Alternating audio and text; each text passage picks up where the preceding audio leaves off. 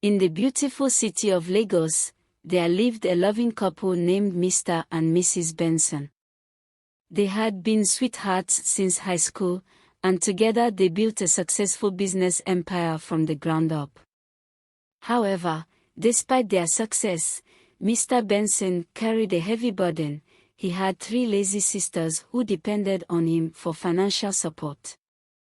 These sisters had married and had children before Mr. Benson did, but they still relied on their brother to provide for their families.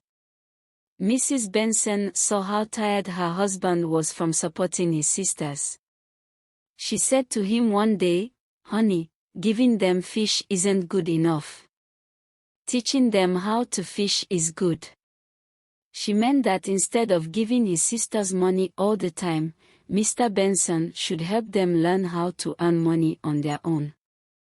Mr. Benson listened to his wise wife and decided to help his sisters become independent. He taught his sisters and their husbands the skills they needed to succeed.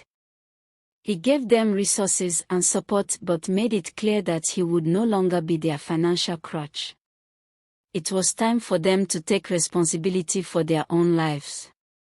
With his sisters now independent, Mr. Benson could focus on his own family. Mrs. Benson soon became pregnant and gave birth to a baby boy. But sadly, he mysteriously passed away at just a very tender age. This heartbreaking pattern repeated itself with 3 more sons, leaving the Bensons devastated and sad. However, when Mrs. Benson got pregnant again and had a baby girl, Sonia, Mrs. Benson prayed that she would survive and break the curse that seemed to haunt their family. Miraculously, Sonia lived past the 3-month mark, but she often fell ill, leaving her parents worried and confused. They did not know that Mr. Benson's sisters were secretly visiting the children, pretending to welcome them to the family. In reality, they were giving the babies a harmful potion that caused their deaths. But Sonia was different. Even though her aunts gave her the potion many times, she only got sick but then recovered and grew stronger. As Sonia grew up, her aunt's evil plan became more obvious. Their schemes always backfired, and Sonia continued to thrive. By the time she turned 25, she was a strong and vibrant young woman, always thwarting her aunt's plans. Sonia's survival and success were a testament to her inner strength and the love and determination of her parents. Sonia's aunties were very jealous of her. They thought she had too much money and lived too well compared to them. They wanted their own children to have that wealth instead. The sisters had wasted all the money their brother had given them on failed business ventures. Now, they wanted to manipulate their brother into supporting them again, just like before. They believed that by getting rid of Sonia, they could make their brother take care of their financial needs and their children's well-being. One day, Sonia came home after graduating from the university. Her father was so proud of her that he decided to throw a big party to celebrate. Everyone was invited, her aunties, uncles, cousins, and other family members. But something terrible happened. The food meant for Sonia was poisoned. Just as she was about to eat it, her father quickly took it away and ate it himself. Then her mother took the food from him and ate it too. A few minutes later, both Mr. and Mrs. Benson started vomiting blood. They had to be rushed to the hospital. Sonia's parents were fighting for their lives in the hospital. The poison had made them very sick.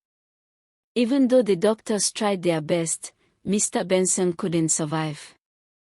He passed away, leaving Mrs. Benson very ill and Sonia heartbroken and alone. The funeral was filled with tears and sadness. Sonia's aunties pretended to be very sad, but deep down, they were only pretending. They were happy that their brother was gone. As soon as the burial was over, Sonia's aunties turned against her. They accused her of killing her own father. "She's a monster," they screamed. She wanted all the money and property for herself. Sonia couldn't believe what she was hearing. How could her own aunties say such terrible things about her? But the aunties didn't stop there. They planned to sell Sonia into slavery. They wanted to send her far away so they could take over Mr. Benson's property without anyone knowing. One night, a man named Don P and his gang stormed into Sonia's house. They followed her auntie's orders. Sonia tried to fight back, but they knocked her out with a strong substance. Then, they dragged her away into the night. When Sonia woke up, she found herself in a cage. She was surrounded by men who were looking at her like she was a piece of meat. An auctioneer's voice boomed through the room, bidding starts at $110,000. Who will start the bidding? A rich-looking man shouted, "I will give you $20,000 for her." The crowd murmured, and another man countered, "I will give you $30,000. The bids kept going higher. $50,000. No, $60,000. I will give you $61,000. Suddenly, a tall man with dark hair stepped out of the shadows. His eyes were very sharp, and he smiled confidently. "I will give you $100,000, he declared. The crowd gasped in shock. "What? That's crazy," someone exclaimed. "You can't waste that much money on a woman." But the man didn't care. His gaze stayed on Sonia. The auctioneer slammed down his gavel.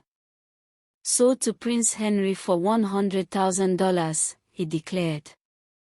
As they left the auction house, Sonia had many questions. Who was this man? Why had he saved her?